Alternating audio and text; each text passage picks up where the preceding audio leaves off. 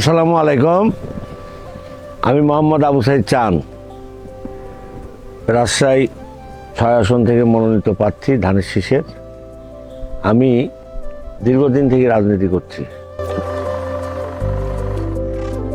এবং বিএনপি রাজনীতির সাথে জড়িত, এবং আমার দীর্ঘদিন এই স্বৈরাচারী সরকার আমলে দীর্ঘদিন আমি কারাবরণ ছিলাম। একটা কথা বলার জন্য দীর্ঘদিন বিভিন্ন ২৮টা জেলাতে আমাকে নিয়ে সফর করা হয়েছে। কারণ ইতিমধ্যে আপনারা জানেন যে আমার জেলখানার থাকা অবস্থায় আমার মাকে হারালাম, আমার স্ত্রীকে হারালাম।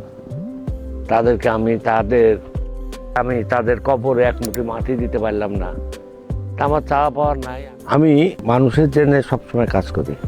সাধারণত মানুষ আমার বাড়িতে যখন আসে তখন সকাল থেকে রাত 12টা পর্যন্ত আমার বাড়ির দরজা খোলা থাকে। এখানে আমাদের কোনো সমস্যা হয় না। সাধারণ মানুষ আমার পক্ষে থাকে সব সময়। এর আগে যতগুলো নির্বাচন করেছে, আমি 28 বছর উপজেলার চেয়ারম্যান, ইউনিয়নের চেয়ারম্যান, উপজেলার চেয়ারম্যান ছিলাম 28 বছর। এই যাবৎ পর্যন্ত কোনো দিন আমার ইলেকশনে ফেল নাই, পাস করে গেছি। এবং গতবার 2018 সালেও আমি নমিনেশন পাইছিলাম, বাংলাদেশ জাতীয়বাদী দল থেকে নমিনেশন পাইছিলাম। তখন আমি জেলে ছিলাম। এক উপজেলা চেয়ারম্যানের কারণে আমার নমিনেশন পাওয়ার বাতিল হয়। পরবর্তীকালে এবারও তারেক রহমান সাহেব, ম্যাডাম খালেদা জিয়া, তারা খুশি আমাকে নমিনেশন দিয়েছে। আমি ভোটের কাজ করছি এবং সাধারণ মানুষের ব্যাপক সাড়া পাচ্ছি। ধানের শীষের ব্যাপক সাড়া। ভারত থেকে যারা আসছে তাদের জমির সংক্রান্ত বিষয়, এদেশে প্রায় কারো বয়স 70 বছর 80 বছর হয়েছে ভারত থেকে আসে, কিন্তু জমি সংক্রান্ত বিষয় এখনো সমাধান করতে পারেনি। করছে, কিন্তু আমার 1 নম্বর প্রসেস যে এটাই যে আগামী দিন আমি এই যারা ভারত থেকে আসছে তাদের জমি সংক্রান্ত বিষয়ে যে আলোচনা আছে সেটা শেষ করব। পাশাপাশি আমার এলাকার নদী ভাঙন বিশাল। কালকেও আমি একটা চরে গেছিলাম, সেখানে দেখলে চোখ দিয়ে পানি বাড়ায়। লোকের থাকার জায়গা নেই, ছাদের নিচে লোক বাস করছে। অতএব এটাকেও আমি চিহ্নিত করেছি এবং এই চকরাজাপুর শহর, আথারপাড়া সহ এইসব, এবং শাহপুর, আপনার গোপালপুর, তারপরে পিরোজপুর, রাউথা, মিরগঞ্জ, এইসব এলাকা যাতে নদী ভাঙছে, এগুলার সমস্ত যদি আল্লাহর রহমতে আল্লাহ সেদিন করে, জনগণ যদি আমাকে ভোট দিয়ে রায় করে, তো এইসব সমস্যার সমাধান করবে।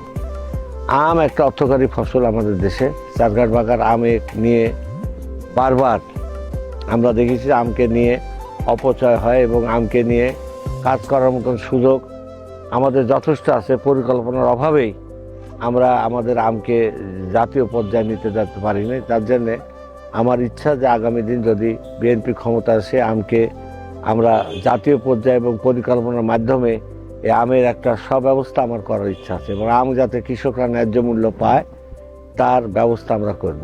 পাশাপাশি আপনারা জানেন যে এই এলাকার বেকার সমস্যা আছে। এই সমস্যা ইতিমধ্যে আমাদের নেতা তারেক রহমান সাহেব 18 মাসে ঘোষণা দিয়েছে যে 1 কোটি মানুষের বেকারত্ব অভিশাপ থেকে মুক্ত দেব। আমারও এলাকার প্রচুর বেকার, এগুলো আমার চিহ্নিত আছে, এবং 1 বছরে এইসব বেকার সমস্যার সমাধান করার জন্যে আপ্রাণ চেষ্টা করব।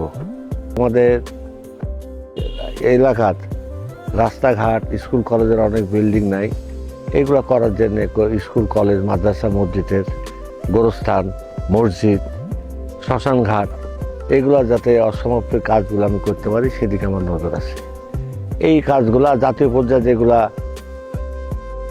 নাগরিক অধিকার হিসাবে একটা নাগরিক যাতে 5টা অধিকার, যেটা স্বাস্থ্য, খাদ্য, বাসস্থান, চিকিৎসা, যে সমস্যাগুলো আছে, এগুলো জাতীয় পর্যায়ের মধ্যে ইতিমধ্যে 31 দফার মধ্যে এগুলা আমাদের স্মরণ করা আছে এবং উনি করবে। এবং আরেকটা জিনিস হলো যে এই দেশে যাতে গণতন্ত্র প্রতিষ্ঠান হয়, গণতন্ত্র যাতে এই দেশের মানুষ আর বিভ্রান্তি করতে না পারে, গণতন্ত্র যাতে প্রতিষ্ঠা হয়।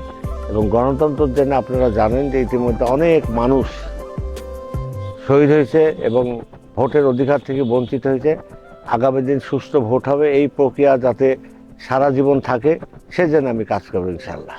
আমরা ইতিমধ্যে জানেন যে চারঘাট বাগার নারীর সংখ্যা অনেক, এটা আপনাদের জানা আছে। এই নারীকে নিয়ে আমরা কাজ করব।